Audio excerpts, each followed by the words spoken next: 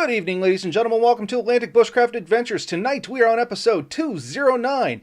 And joining us tonight, and I haven't updated his name apparently, but we have Matthew, not Danny. Give me 1 second, I'll fix that. But yeah, Matthew, he runs, you basically run a school. It's an online school for, I seen some foraging courses on there and some survival stuff on there. You do a little bit of animal stuff. I know you and Ben were talking about that previous to this, and we'll talk about that in a minute, but why don't you tell the folks out there, and keeping in mind that the majority of our listeners do listen, not watch so much, about yourself and kind of what you do and what you'd like everybody to know about yourself. Yeah, well, first of all, thanks for having me on. It's an honor to be able to come on a podcast and be able to talk about it. So yeah, my name is Matthew Hunter. A few years ago, I started a school called Legacy Wilderness Academy. And right now, I'm running online courses. The goal is to have an in-person school. So I teach plant walks. That's the only thing I do in person right now. And then I have a series of online courses. And the two areas I mostly specialize in are wilderness survival and foraging. So the project I've been working on for the last year is called Sonoran Desert Foraging. And I've been out in the field filming instructional videos on how to identify and harvest the edible plants of southern Arizona. So a very specific region. And then I've also developed a full-length online survival course. And so spent a lot of time in the field filming that. And I've been doing it, been doing bushcraft and survival for about 10 years and teaching it for about 3. Very good. Okay. Excellent.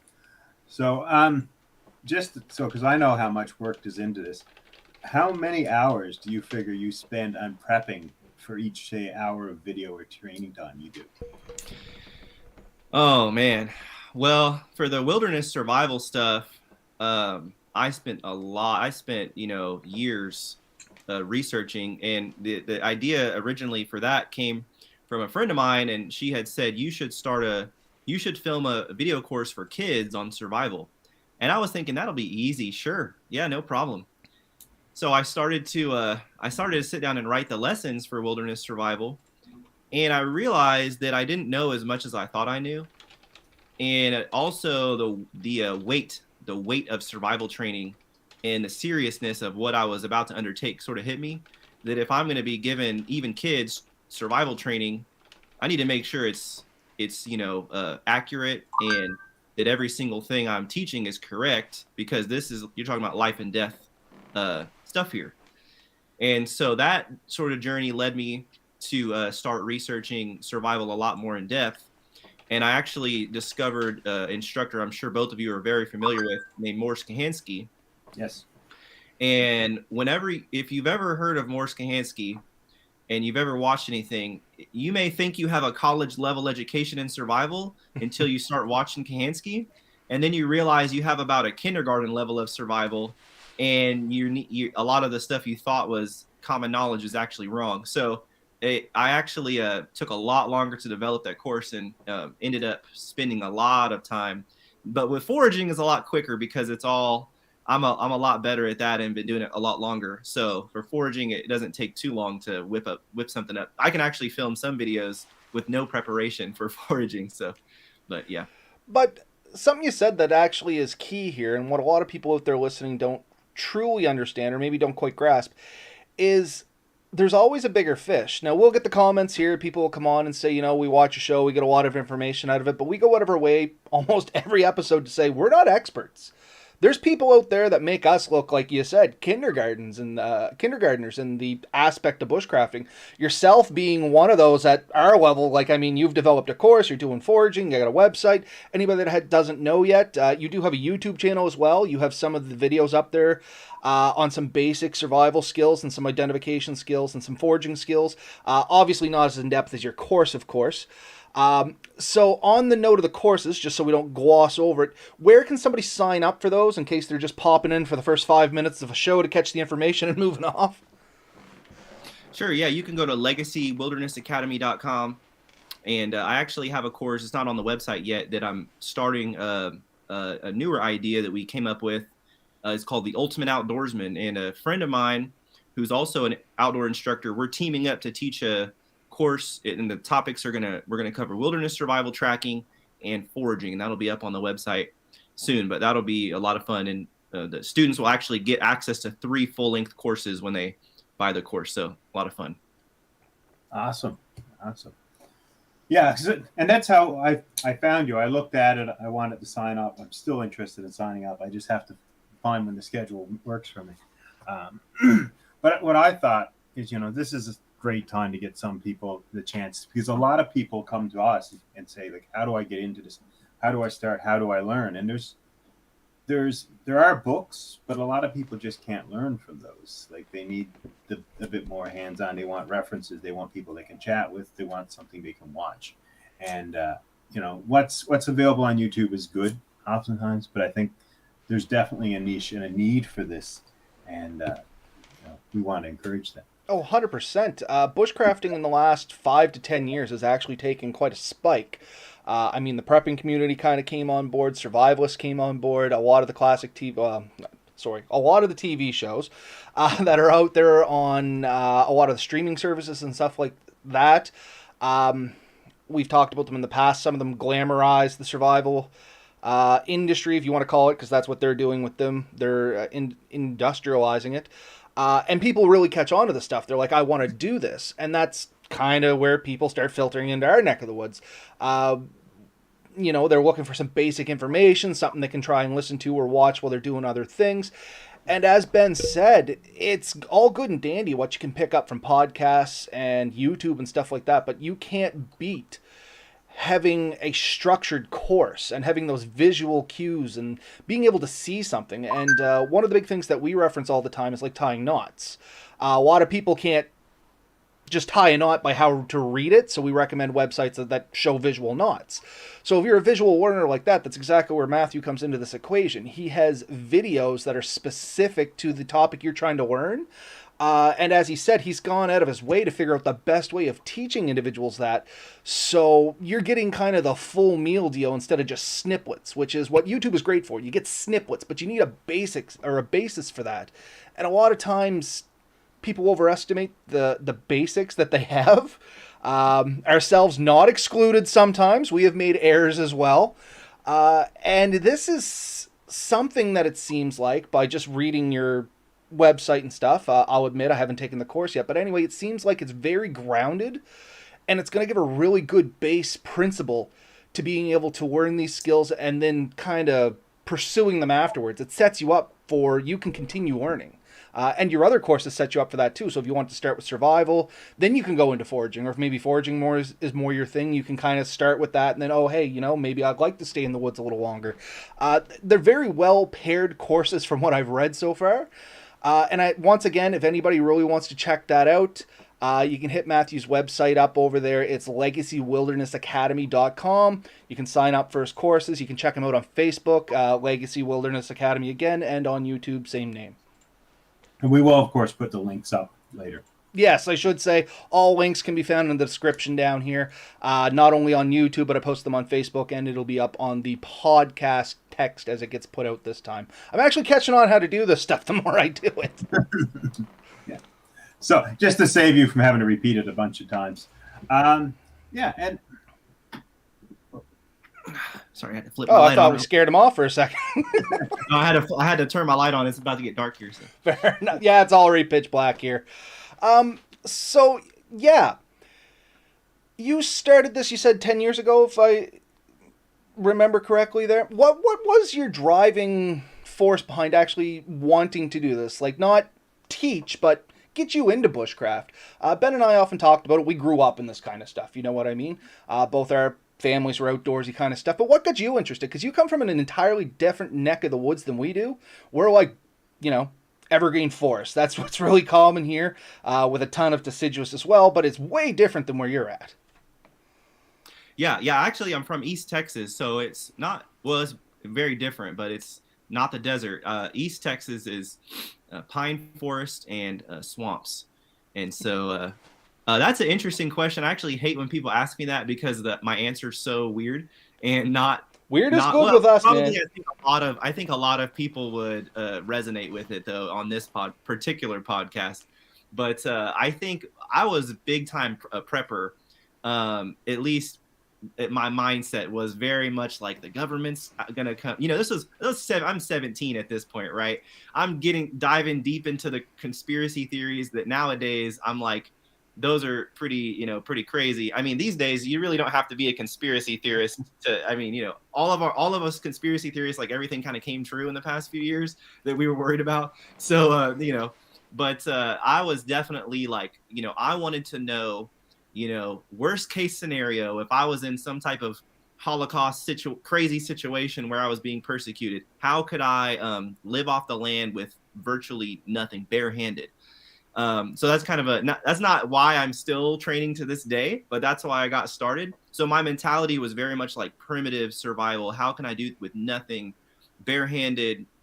And foraging really came out of that. That's originally why I started learning, because the funny thing was, I thought to myself, what would be the hardest skills? So like if I was to go live out on the land just off with nothing, what would be the skills I would need? And I sort of listed them out. And what would be the most difficult, time consuming, boring skills to learn that would be the hardest? And I actually landed on edible plants. I said tracking is a skill that takes a long time to learn, to get really good at, and edible wild plants. And I said, of those two, edible wild plant sounds boring to me at the time. And so I said, if I can master edible wild plants, it's going to take the longest amount of time to learn. I said, if I can master that, then the rest should be easy to learn because I've already got the hardest thing out of the way. So the funny thing is I started learning that I didn't even used to eat vegetables hardly at all back when I was a teenager. But so I finally started getting into that, and and it turned into this, just amazing hobby and passion, because I started realizing how many different plants are actually out there that we overlook every single day, and some of the health benefits, and these plants are just amazing that they surround us every day. And people, I used to say when I first started learning, you could starve to death underneath a tree that had you in a field full of food. You could starve to death and just not be able to recognize it. And so that idea of being able to live off the land with just plants appealed to me. And so, and it ended up becoming a lot of fun when I started learning it. It's funny because you remind me of something my grandmother used to say, because there were stories. I grew up in Newfoundland, and people who had suffered from like scurvy and all that, surrounded by vitamin C, like so much vitamin C, they had no idea that it was edible. And so they just didn't eat the stuff that could have easily saved them or made them much healthier. And so I can see what you're saying. Like, it seems like a boring thing, but it very much is not, is it? Like, as you get into it, it gets pretty interesting, and you learn about a plant, and you see another plant, you wonder about what's that, and why are they oftentimes found together? And in the sort of the risks, like the less safe plants that are still oftentimes edible, like stinging nettles out our way, is a very edible plant, but if you grab it, you will suffer for a bit. Right. Yeah, it's definitely a lot of fun. So one of the questions I had, seeing we're on the topic of wild edibles, and this is a question that we get sometimes on the podcast, and it was one of the ones I had initially when I got into wild edibles and stuff like that. How do you get over the hurdle of, if I screw up, I'm going to get hurt? You know what I mean? Because there is some poisonous stuff out there, and there's always that fear in the back of your mind that's like, do I take the chance and dive down the rabbit hole, or do I take the chance and end up at the bottom of the rabbit hole buried in it?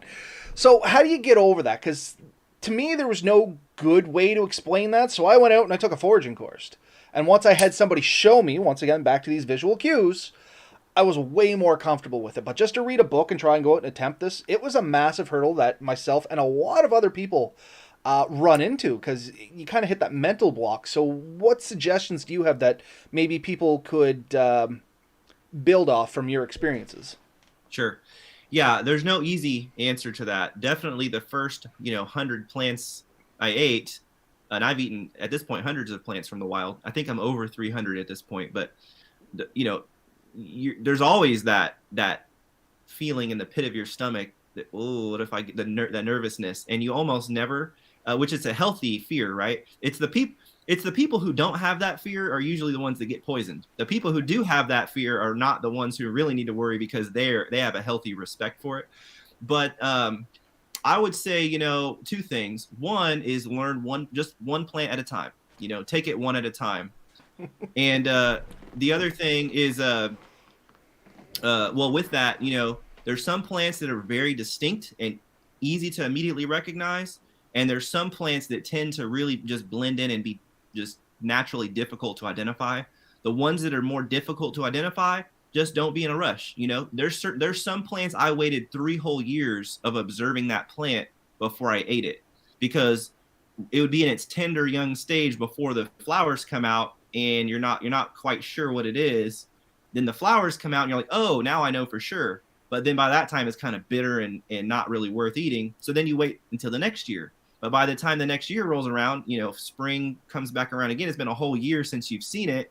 And now you're second guessing yourself again. So finally after, so there's some plants like that I have, waited multiple years. But those couple points aside, you really got to learn the botany. You've got to learn some of the basic botany terms. And that's, I think, the biggest hurdle to get over to learn foraging, because it's boring. It's not fun. It's very tedious. But once you get, those, really just 20 or 30 botanical terms under your belt, you can start to really separate plants from one another. And once you've identified your first 20 or 30, your brain starts to sort of pick up on those patterns a lot easier. You start looking at the veins of the plant, and it just gets easier with time. But at first, email or a message a foraging instructor. Take a few good, clear pictures. Most foraging instructors are very nice, and they'll almost always get back to you, especially if you already have done the groundwork and you think you know what a plant is. If you just send them random pictures and say, what is this? Then that's going to be kind of hard. But if you already think you know what plant it is and you say, hey, is this plant? Then it makes it easier for that instructor to give you a quick yes or no. And there was a handful of times where I did that with the trickier plants. I would email someone and they would always get back to me. So. And good points there. And some of the key concepts that I love that you said, because it's what Ben states down here. Actually, you know what, Ben? I see the gleam in your eye. You go for it. No, he's said a lot of things that I think we've said in the past, but he's very articulate with it.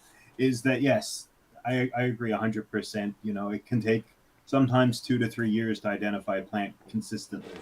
And we've recommended you want to try and see it as many seasons as possible and as many stages as you can.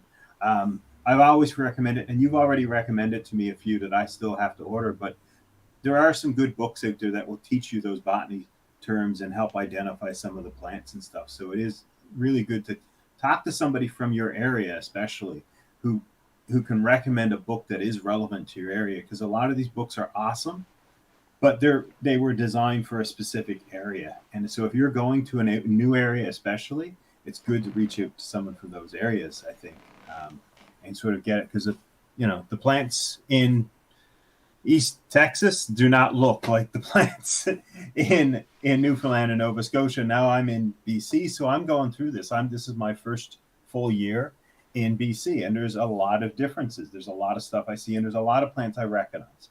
So right now I'm gravitating to the ones I'm familiar with, but I do want to expand that knowledge. And this is one of the reasons when I see something like this, I get kind of excited. Oh, there's a chance to learn more about plants and different hunting techniques and stuff.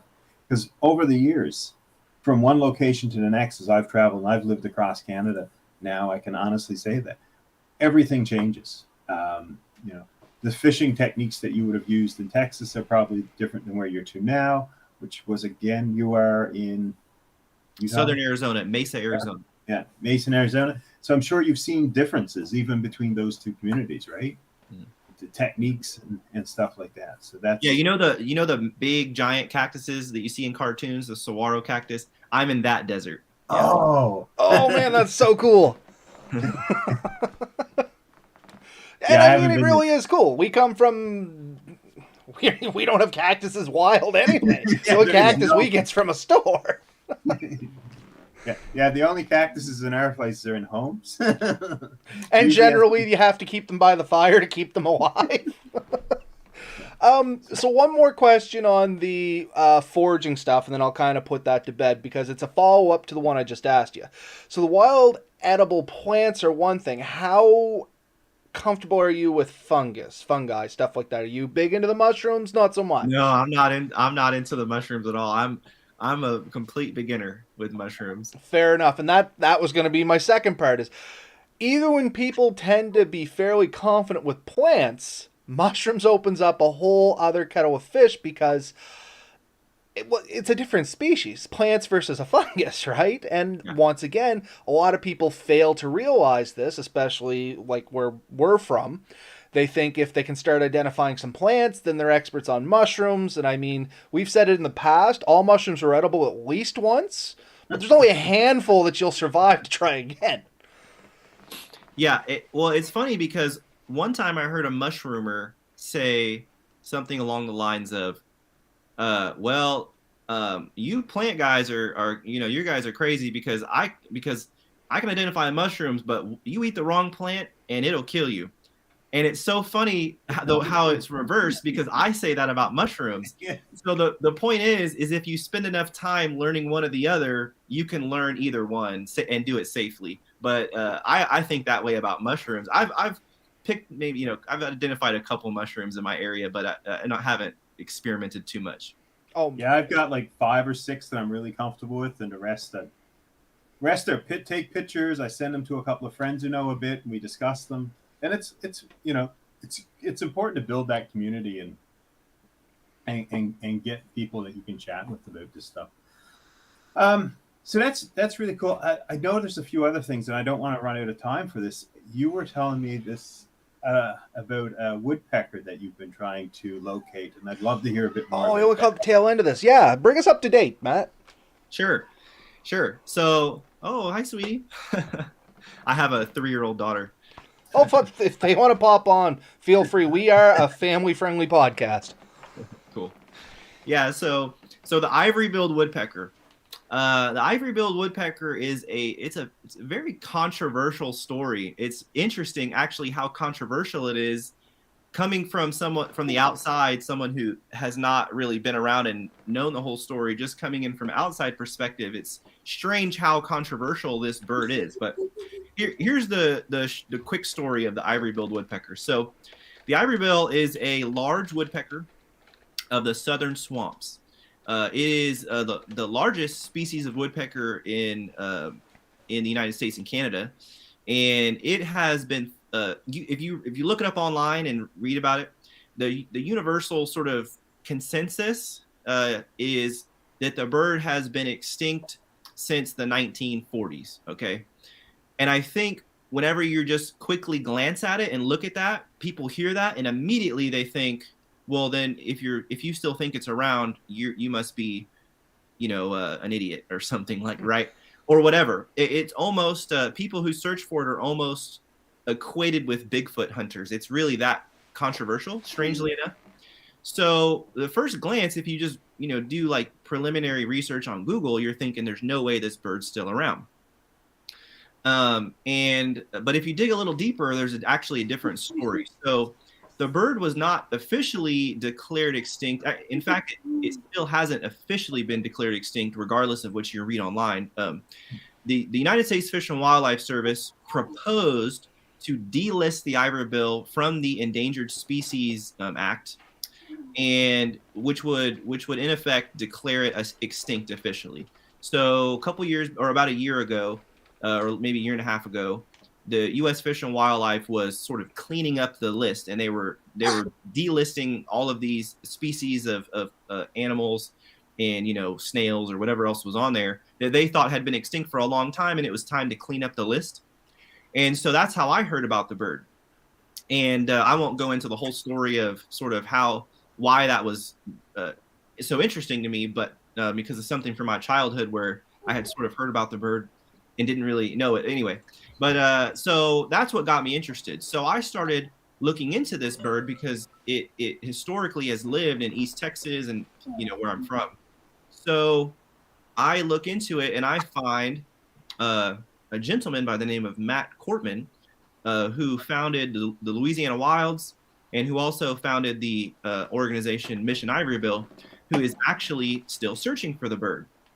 So it's a really interesting history. The bird has been declared extinct multiple times and then been rediscovered. So it was first thought to be extinct in the 1920s, and then in the 1940s was rediscovered, and then again it's happened, at least 2 or 3 times, and that's because this bird lives in remote swamp forests that are flooded most of the year, sometimes flooded all year long. And so they don't, it's very inaccessible terrain that these birds live in. And they're very fast, difficult to photograph birds. So I actually went out with Matt Cortman. I met him online, and he was hosting at that time a Zoom meeting every Monday where he would have on different experts on the bird and in this field of ornithology to talk about the bird. And, I was skeptical, of course. I'm like, well, is there any evidence that this bird still exists? And when you actually dive into it, there is significant evidence that the bird exists. But I think the mainstream sort of ornithological community or the birding community is sort of already have it set in their mind that the bird can't be extant, or still be around. And so you're almost sort of ridiculed for suggesting otherwise. But coming at it from an objective viewpoint, I think it's very likely that the bird is actually extant. So I had met with Matt Cortman, had attended some of his Zoom meetings, had messaged him because he was starting a search to search for it. He was going to start searching. This is February of 2022. So I decided to fly out to Louisiana to search in this area of Northeast Louisiana that he had actually had a sighting. He had a sighting, couple sightings, at least I think 2 sightings in 2017 and 2019.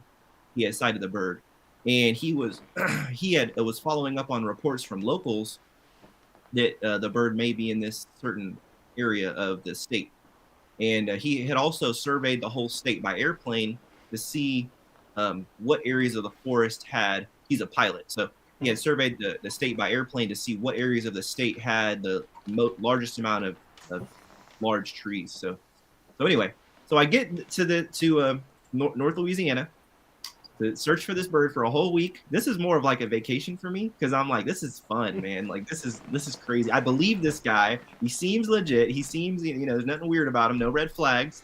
I'm like, I'm gonna fly out there and meet this guy. I get in the field with Matt. We wake up. A search day looks like this. We wake up at 3:30 in the morning, and we get out there before dark. And we, using his GPS app, he's marked locations of what we call the cavities, these large woodpecker holes. And we get in the dark. We get to the location, which he has marked with a reflective tack, so he can see it with his headlamp. And we sit and we wait for the sun to come up, and we see if anything comes out of the hole. And he's done this. I think he's done over 60 cavity stakeouts looking for this bird. And I was out there in the forest for a whole week. And sure enough, when I was out there, I heard with my own ears the call of the ivory-billed woodpecker, the rarest bird in North America. So you can listen to recordings that were made in the 40s of the bird. And I could go all on the history of, the last people have seen it since the 40s. That's the general consensus, but there's been plenty of sightings since then, as early as, 2006 to 2008, and even after that. So anyway, so you can listen to the recording. I had heard the recording of the call over and on repeat. I don't know if you've ever met anyone who's really good at identifying bird calls, but yeah, Matt Cortman's one of those. He can identify any bird in the forest by its call. It's amazing. So anyway, I hear the call of the ivory-billed woodpecker. We actually get a recording of some of the distinct knocks they make. They're called the double knocks. So it's a sound that only ivory-bills make. Most woodpeckers will drum on wood, drumming, and that's not feeding sign. That's actually a communication between the birds. So feeding erratic, like peck peck. Drumming sounds like a brr, and that's either a territorial aggression or it's communication with their mate or some other reason that See, they're I doing did that. not know that. I assumed that was drilling for food. And I don't mean to interrupt right this second, but before we gloss over it, you seen Ben and I kind of texting here, and it's something interesting. I said, as soon as you showed the picture, I'm like, Ben, I might have seen one of these. I might have a picture. And then he's like, no, it's probably a pleated woodpecker. And I pulled it up, and I'm like, okay, these birds look super similar. So what, Yes. how, and I'm not trying to disprove or prove, but how many people could potentially have seen a pleated woodpecker versus one of these ivory bills? Because they're very similar. Like, as soon as I seen Right. the picture, you talking, I'm like, I'm pretty sure I seen one of those outside the house. But it is obviously a pleated woodpecker now that I've seen them side by side. But at first glance, Yeah. And that's one of the biggest issues because there are tons of incorrect sighting reports, right? There's tons of people saying I've seen an ivory bill, and then it's the pileated woodpecker, and that doesn't help the case.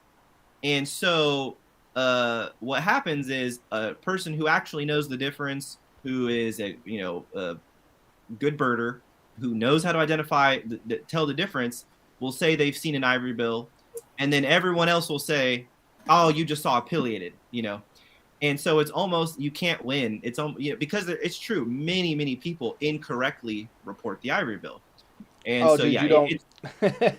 Ben knows this one. Cougar sightings in Nova Scotia. We have something very similar here.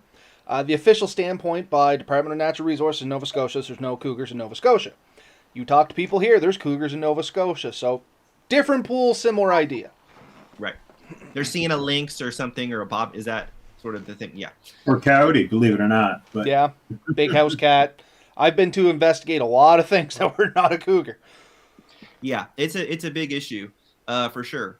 But anyway, so I ended up hearing the call of ivory bill, which is an extremely distinct call. They sound like a honk, like kind of one of those little horns on a bike, almost sort of like that. And I also heard the distinct double knock, which is a unique sound that no other woodpecker makes. But anyway, at this point, I've given up trying to convince anyone. We did reach out to the U.S. Fish and Wildlife. The recording I got was not of the call. I was alone when I heard that, and I was just 100% sure that's what it was. But the knocks that we got, I did record that, and we sent it off to one of the regional managers or supervisors of U.S. Fish and Wildlife.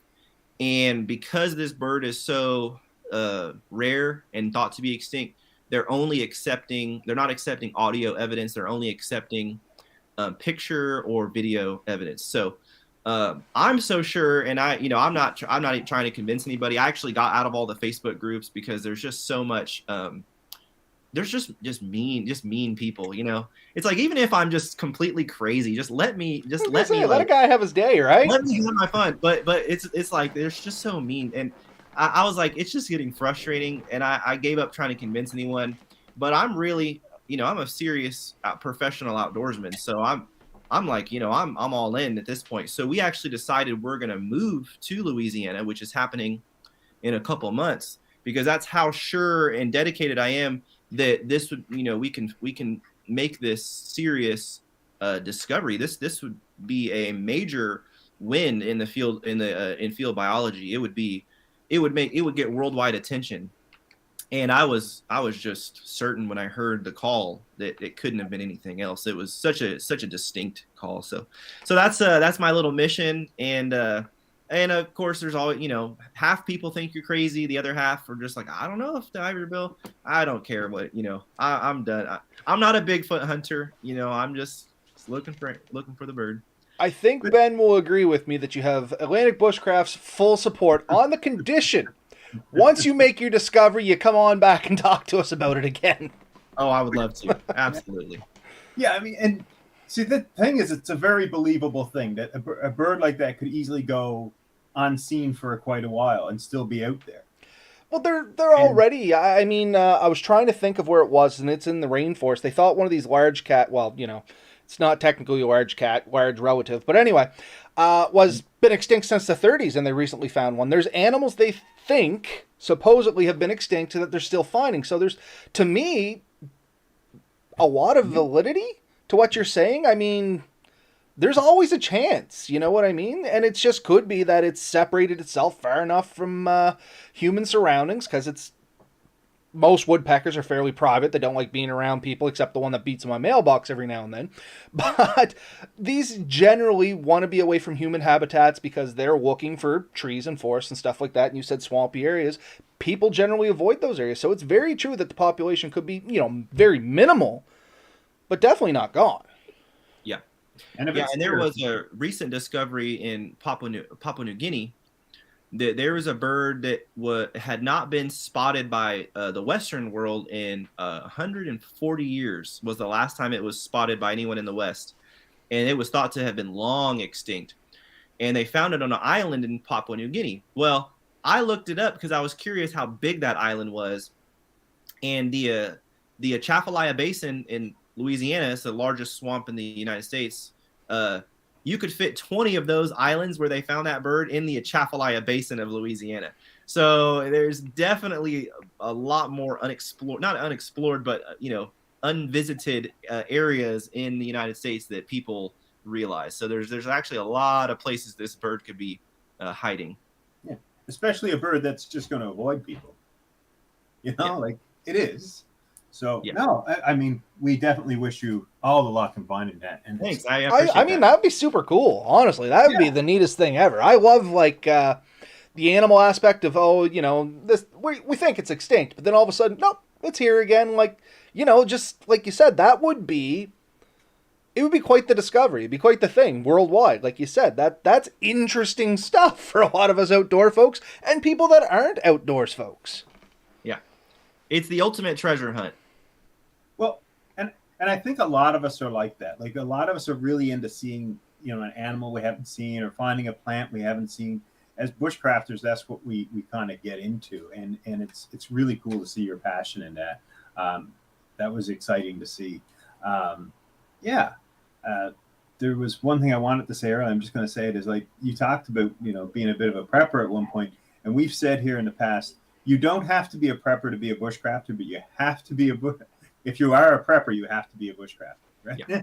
To some degree, that's part of the thing. And don't get us wrong, the whole prepping thing, it would almost be fair to say we do it in our own kind of ways, maybe not in the true prepper fashion, and I say it with quote marks because, the prepper community is very serious about what they are. I still have a go bag. It's not necessarily if the world comes to an end, it's if I decide that I'm going into the woods for the night. You know what I mean? Very similar stuff. It has what I need in it to survive for a couple days in the woods, which is essentially prepping. You know what I mean? We call them go bags. The prepping community calls them go bags. But I mean, there's not a lot of differences there.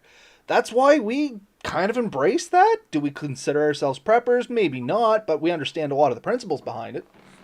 Sure. Yeah, and I wouldn't consider myself a prepper anymore. That was more of a high school phase for me. But I did sort of graduate to the next level of prepping in a way, because I realized that if something were to happen where you needed to actually be a prepper and you needed to prepare for, how long is that going to last with food supplies unless you are producing your own food? So for me, one of my big interests in where I want to take my school is I want to have a botanical garden where I grow useful, edible and medicinal plants and teach gardening workshops and how to design a food forest and things like that. Because to me, the ultimate prepper is it's almost like the prepper is like, okay, well, you have 6 months of food supplies. Cool. But what if you had a piece of land that could, have unlimited food supply? And so that's the ultimate bushcraft paradise is sort of what I want to create someday. That's the goal. I mean, one of the things that reminds me, today I had at work, they brought up a sustainability course. So they're trying to teach us how all our work, all our economy, our social world needs to be more sustainable. And the reality is everything you're talking about there leads to that. If we need to be overall as people more sustainable, and the ability to grow our own food, to harvest food, to do this in a sustainable, renewable way is very important. So all these skills are massively important to society today, I think. And it's people like yourself that are keeping some of this stuff alive and trying to teach it and share it with people. So I think that's very important. And if you get that thing fully set up, you do need to let us know. And if I can't attend a course, I definitely want to visit. Yeah. Excuse to come down. I do Yeah, have land is so we're not moving to Louisiana just for the bird, but land is a lot cheaper in Louisiana. If you know anything about the West, California, well, all the Californians it's getting crazy in California, so they're all moving to Arizona, which is making Arizona a lot more expensive, and so it's the price compared to Louisiana is not even to buy a little tiny parcel of grass and cactus versus a forest. It's not even comparable. So it's a great place to be right now, I think, is in the South. So keep that between us. Don't let them ruin that one too. Yeah, I think the word Louisiana or Alabama or Mississippi kind of makes Californians like shudder a little bit. I don't think we'll ever have to worry about them going there. little different livability. Just a couple comments here from the side. We got Chris Levelis and Danny from Red Sand Adventures who joined us last week in the comments here. Danny, not a lot of people realize how big our planet is, and comparison to looking for one woodpecker. One specific type of woodpecker can hide in a lot of places, and he wishes you the best at finding it. He really hopes you find it. It would be amazing. And Chris Loveless, just a little bit on mushrooms there. Mushroom farming is awesome, but much more dangerous if he understands correctly. And like we kind of got back to there, it's a little bit of whatever your thing is. If your thing is mushrooms, then you think the plants are a little more unsafe. And most of us are the other way. We kind of gravitate towards the plants and assume the mushrooms are a little bit more unsafe. But I did have a question for you. You say you're moving to Louisiana. How is this going to affect your school? Because I assume most of the curriculum that you have set up was based in the Arizona setting, which would be a little different than what you would have in Louisiana. So how is that going to affect your school going forward? Are you going to create a new curriculum and keep the old one up, or are you going to adjust the current curriculum to affect the new location? Yeah, that's a great question. So the course I have now is called Sonoran Desert Foraging, and the works, it's already mostly been done. So I was out all the year, all 2022, filming and writing, taking pictures, photographing. So I have all of that content. I have the curriculum and everything. And because it's online, I can just keep teaching it from Louisiana without it being, much of a difference. And I have my calendar that I created too. So even from Louisiana, I'll be able to say, get ready because the mesquite beans are coming out right now, and I can be miles away and still know that from my calendar. But because I was from East Texas, when I was 19, 20, I got to study the plants there for a few years. So I'm already geared up and ready to go to start filming and creating a new course for the South, which is the plan. So not to put you on too much of the spot here, running two separate courses from two different kind of environments, do you feel like that may overwhelm you a little bit, or do you think you got a good plan in place? And like I said, I'm not picking at you, don't misunderstand. As a legitimate question. Yeah, I'm already a little overwhelmed. I'm teaching 2 right now, and I'm going to add 2. So the goal is to be teaching 1 on Monday, Tuesday, Wednesday, and Thursday night. But I wouldn't say it's overwhelming. I'm teaching one called Foraging 101, which is a course for the whole lower 48. But I've already taught it before, and so I already have all of the coursework created, or a lot of it created. And with Sonoran Desert Foraging, once you have the lessons, you teach it the second time around, and it takes very little preparation. But my mind is 24/7 on plants and survival. I just eat, sleep, and breathe this stuff. So it just kind of comes naturally at this point. And I appreciate that answer. It's a great answer because it was kind of a loaded question. And I was feeling out how you were doing about this. And honestly, perfect answer. You had a plan. You thought about it. It wasn't a scripted answer. But it definitely sounds like you got your feet under you. And anybody out there that's potentially listening and wondering the same thing, I think you'd be safe. The question that was brewing in the back of my mind is what happens if you take the Arizona-based course now and you try and ask questions later. Sounds like you did your work and you're all set up for that anyway, so I don't think anybody's going to have any problems there. Yeah.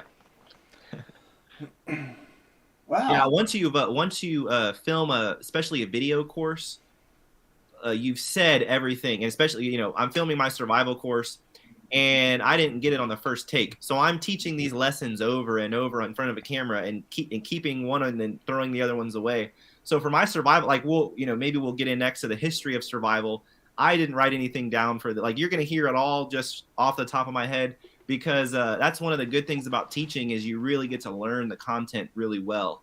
And eventually you teach it so many times and you just don't forget it. And funny enough, once again, loaded question, both Ben and I have a history in teaching. Okay. Different things, not bushcrafting. Neither of us teach bushcrafting. If anybody out there is going to ask that question. But we teach in our own respective fields. So yeah, you did mention, actually, Ben, did you have any further thoughts on what we've talked about before we try to jump forward? Because I am trying to keep an eye on our time. Go ahead. And I see we're already in the right momentum. Perfect. So you did mention a little bit about the history of bushcrafting. We did want to touch on that a little bit. We got about 17 minutes here before we run out of time. So where did you want to go there? It was one of the things you had mentioned you wanted to talk about, and I agree. It's not talked about near enough. So what's your thoughts? What's important about that? Sure. Yeah, it's a lot of fun to learn about where a lot of these skills came from. And one of the things I teach is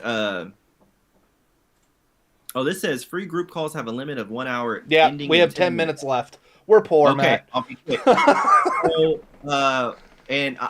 don't want to. Don't want to just like teach you a lesson because I want to keep it conversational. But one of the things the first thing I teach in my survival course is I define what wilderness survival is.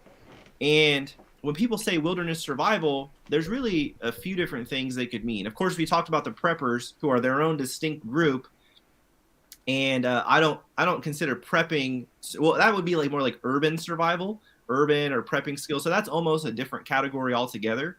But the three categories the distinctions I make, and I think it's important to make these distinctions as an instructor, are the three eras of survival is sort of the way I communicate it. So you have your primitive living skills, and the primitive living skills are the Native American skills, right?